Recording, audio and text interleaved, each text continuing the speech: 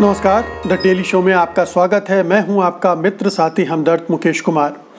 दोस्तों, ऐसा लगता है कि गुड्स एंड सर्विसेज टैक्स यानी जीएसटी के सवाल पर केंद्र सरकार और राज्य सरकार के बीच अब सीधी मुठभेड़ होना तय है। दोनों तरफ से मोर्चेबंदी हो गई है। एक तरफ बिल्कुल साफ है कि केंद्र सरकार अब अपने वादे से पलट रही है, मुकर रही है, राज्यों को धोखा देने पर आमादा हो गई है, और दूसरी तरफ राज्य सरकार हैं जो बुरी तरह से अर्थव्यवस्था के संकट से जूझ रहे हैं, खासतौर से कोविड-19 के बाद, और वो अब मोर्चा खोल रहे हैं कि केंद्र से अपना हिस्सा लेकर रहेंगे। और इसी के सिलसिले में तमाम तरह की बयानबाजियां भी शुरू हो गई हैं। सोनिया गांधी ने 7 मुख्यमंत्रियों के साथ एक बैठक भी कर दी है, और जिसमें तमाम मुख्यमंत्रियों ने कहा है कि ये हिस्सा हमको मिलना चाहिए। केरल के मुख्यमंत्री और वहाँ के वित्त मंत्री पहले ही कह चुके हैं। इसके अलावा कर्नाटक के वित्त मंत्री ने भी कहा है, जो कि बीजेपी शासित राज्य है, और बिहार के उप मुख्यमंत्री सुशील मोदी ने भी कहा है कि ये हक मिलना चाहिए, क्योंकि ये केंद्र का नैतिक दायित्व है कि जो मुआवजा तय हुआ है जीएसटी एक्ट के तहत वो राज्यों को मिले। तो इस तरह से एक साफ साफ लाइन खींचती दिख रही है, और उसमें ऐसा लग रहा है कि केंद्र सरकार अब पीछे हट रही है उन वायदों से जो उसने जीएसटी के बनाते समय किए थे। आपको याद होगा कि जीएसटी पर सबसे बड़ी आपत्ति राज्य सरकारों की यही थी कि इससे उनको राजस्व की हानि होगी, और तब केंद्र सरकार ने, मोदी सरकार ने कहा था कि हम 5 साल तक आपको जो भी घाटा होता है उसमें उसका कंपनसेशन देंगे, मुआवजा देंगे।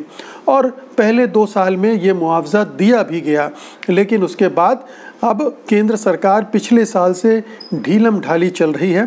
और आपको बता दूं कि दिसंबर से फरवरी तक का मुआवजा अभी सरकार ने जून में रिलीज़ किया था, और मतलब करीब 4-5 महीने देर से, और फरवरी के बाद का मुआवजा अभी तक नहीं दिया गया है राज्य सरकारों को, और बल्कि न देने का इरादा करती हुई दिख रही है सरकार, क्योंकि जो वित्त सचिव हैं अजय भूषण पांडे, उन्होंने अटॉर्नी जनरल से मुलाकात की है और इस तरह का एक निर्णय ले लिया है कि केंद्र सरकार राज्यों को मुआवजा देने से बंधी नहीं है, जबकि ये एक्ट जीएसटी संविधान का हिस्सा है।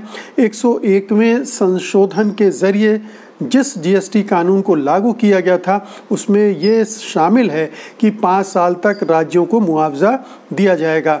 अब वित्त विभाग की संसदीय कमेटी को भी सरकार ने कह दिया है कि राज्यों को मुआवजा देने के लिए वो बाध्य नहीं है। साफ है कि ये सरासर धोखा है जो केंद्र सरकार, मोदी की सरकार राज्यों के साथ कर रही है। ये संविधान के साथ धोखा है, ये जीएसटी की जो भावना थी और जो उसके साथ जो वादे जुड़े हुए थे उनके साथ धोखा है, ये संघवाद के साथ धोखा है। आपको याद होगा कि प्रधानमंत्री नरेंद्र मोदी जब 2014 का चुनाव लड़ रहे थे तो राज्यों के हकों की बात बड़े ज़ोर शोर से कहते थे और केंद्र के खिलाफ मोर्चा खोलते थे कि केंद्र ने सारे अधिकार रख लिए हैं और राज्यों को कुछ करने नहीं देती हैं।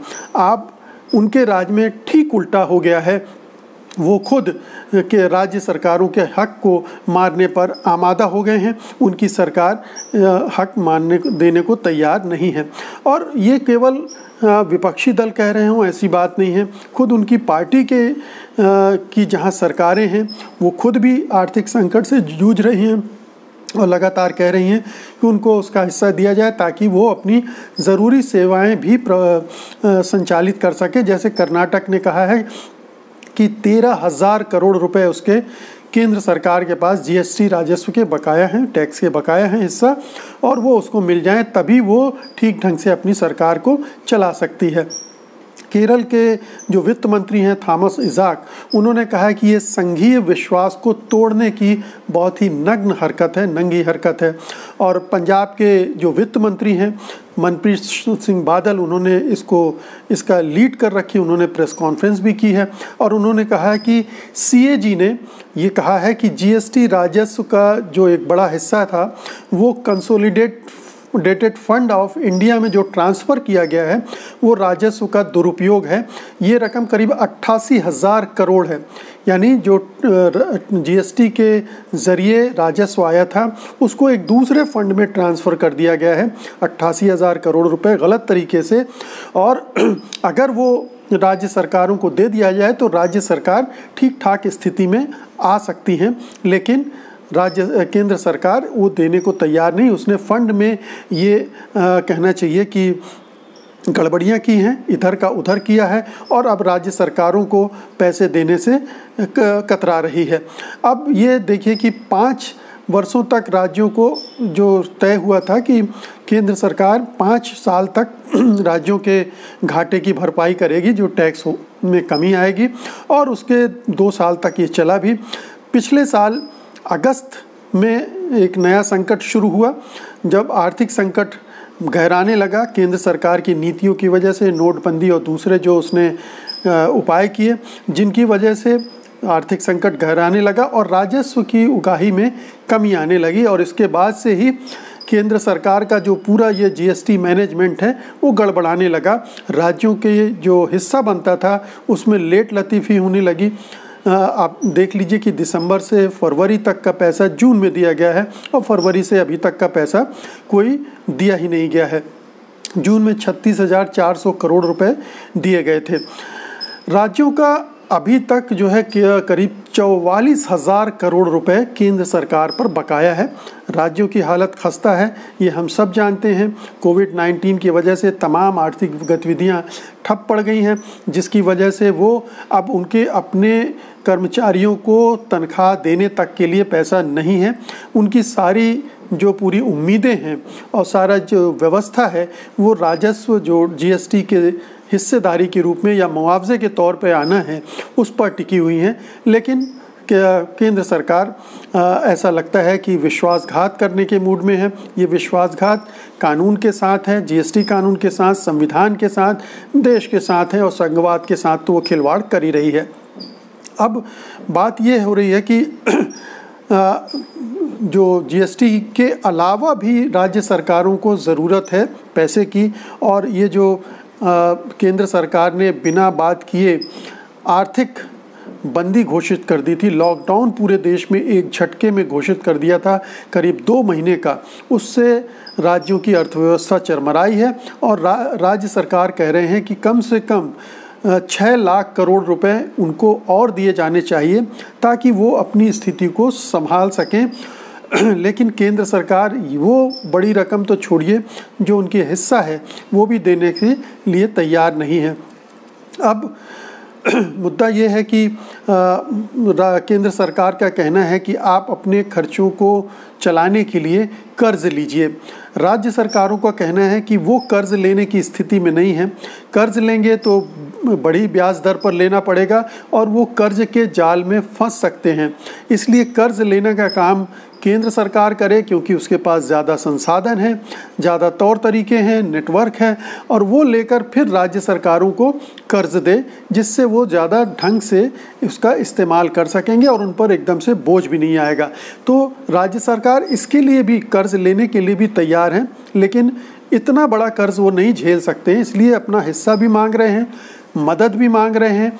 और तीसरा ये कि लोन के लिए भी चाहते हैं कि केंद्र सरकार इसकी व्यवस्था करे, जिसमें कोई गलत बात नहीं है, क्योंकि ये इस तरह ये जो पूरा कोरोना से लड़ाई है उसमें केंद्र सरकार की भूमिका ना के बराबर रही, बल्कि उसकी नकारात्मक भूमिका रही है। उसने राज्य सरकारों को सहयोग नहीं किया है, उल्टे मनमाने तरीके से लॉकडाउन लगाए गए, मनमाने तरीके से लॉकडाउन खोले गए, समय पर जिस तरह के साधनों संसाधन की ज़रूरत थी केंद्र सरकार ने मुहैया नहीं कराए हैं। तो राज्य सरकारों ने अपने स्तर पर जो कुछ भी उनके संसाधन थे उससे काम करने की कोशिश की है और इससे उनकी अर्थव्यवस्था चरमरा गई है। तो ऐसे में केंद्र सरकार को आगे बढ़कर आना चाहिए और उनकी मदद करना चाहिए। आपने देखा है कि पेट्रोलियम पदार्थों की कीमतें लगातार बढ़ती जा रही हैं और उससे केंद्र सरकार के फंड में इजाफा होता जा रहा है। तो ये जो कमाई, नाजायज़ कमाई एक तरह से की है जनता से उगाह कर, एक्सटॉर्शन करके, उसमें से हिस्सा देकर जनता को वापस दिया जा सकता है और राज्य सरकारों की स्थिति मजबूत की जा सकती है। अब अगर इसके बावजूद कोई विवाद है केंद्र और राज्यों के बीच इसके लिए, तो जीएसटी काउंसिल में ही एक व्यवस्था है जिसके ज़रिए इसको सुलझाया जाना चाहिए। और अगर नहीं सुलझती है तो राज्य सरकारों के पास ये हक होना चाहिए कि वो कानून का दरवाज़ा खटखटाएं, क्योंकि केंद्र सरकार कानून तोड़ रही है, कानून नहीं मान रही है, कानून से बंधे होने से इनकार कर रही है, ये कह रही है कि वो इसको मानने के लिए बाध्य नहीं है। तो साफ जाहिर है कि केंद्र सरकार की, मोदी सरकार की नीयत में खोट है। वो अपनी अर्थव्यवस्था को, देश की अर्थव्यवस्था को ठीक ठाक दिखाने के लिए, अपने आंकड़ों को चमकाने के लिए इस जीएसटी फंड से कंसोलिडेटेड फंड ऑफ इंडिया में डाइवर्ट कर रही है पैसे, ताकि सरकार के पास ज़्यादा पैसा दिखे। आपको पता है कि आरबीआई से कैसे उसने करोड़ों रुपए झटके हैं दबाव डालकर, और इसी तरह से वो पैसे इकट्ठे करके अपनी व्यवस्था चाक चौबंद दिखाना चाहती, कि हालांकि वो भी नहीं है ठीक, लेकिन फिर भी वो ये कोशिश कर रही है और राज्यों को उनके हाल पर छोड़ रही है। ये बहुत कहना चाहिए कि नकारात्मक रवैया है, विध्वंसात्मक रवैया है, सीधे सीधे धोखेबाजी है राज्यों के साथ, राज्यों की जनता के साथ, क्योंकि वो सफ़र कर रहे हैं अंततः। तो जो पीड़ा झेल रहे हैं वो राज्य के लोग, कर्मचारी जो अभी कोरोना से लड़ने में सबसे आगे हैं, वो झेल रहे हैं। तो ऐसे में केंद्र सरकार का ये पूरा रवैया बहुत ही कहना चाहिए कि जन विरोधी है, और राज्यों के खिलाफ जिस तरह से उन्होंने अपने को खड़ा कर लिया, इसका बहुत गलत मैसेज जा रहा है। ये संघ की जो संरचना है, संघीय व्यवस्था है हमारी, उस पर प्रहार है, और आगे चलकर केंद्र और राज्यों का टकराव इसकी वजह से बढ़ सकता है। राज्यों में, जनता में आक्रोश पैदा हो सकता है केंद्र सरकार की नीतियों को लेकर, केंद्र सरकार के खिलाफ। तो इसको समझना चाहिए, और राज्यों में जो राज्य सरकारें हैं उनकी मदद करके ऐसे मौके पर राज्यों के लोगों को राहत पहुंचाना चाहिए। नहीं पहुंचाएंगे तो ये जो गोलबंदी हो रही है, विभिन्न राज्यों के मंत्री एकजुट हो रहे हैं, और वो राज्य भी प्रभावित हैं जो बीजेपी शासित हैं। हालांकि बीजेपी शासित राज्यों को केंद्र ने अतिरिक्त मदद देकर उनको वहाँ अपनी साख को बनाए रखने की कोशिश की है, लेकिन फिर भी तमाम राज्यों में इस तरह का गुस्सा पैदा हो रहा है। हम कर्नाटक के वित्त मंत्री बाइरे साहब का आपको बता ही चुके हैं कि वो पूरी तरह से नाखुश हैं। तो सुशील मोदी नैतिक दायित्व मान रहे हैं, हालांकि ये कानूनी दायित्व भी है केंद्र सरकार का, क्योंकि जीएसटी कानून में ये ऑलरेडी मेंशन है, ये प्रतिबद्धता है केंद्र सरकार की कि वो राज्यों को इसका हिस्सा देगी।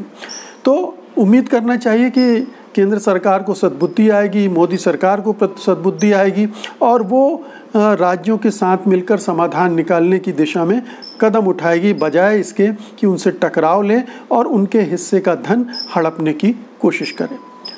तो दोस्तों, ये थी जीएसटी के मुद्दे पर राज्यों और केंद्र सरकार के बीच जो ठनी हुई है, और जो केंद्र सरकार की वजह से ठनी हुई है, उस पर एक रिपोर्ट। उम्मीद है कि आप इसे पसंद करेंगे, लाइक करेंगे, शेयर करेंगे, और सत्यहिंदी.com को सब्सक्राइब भी करेंगे।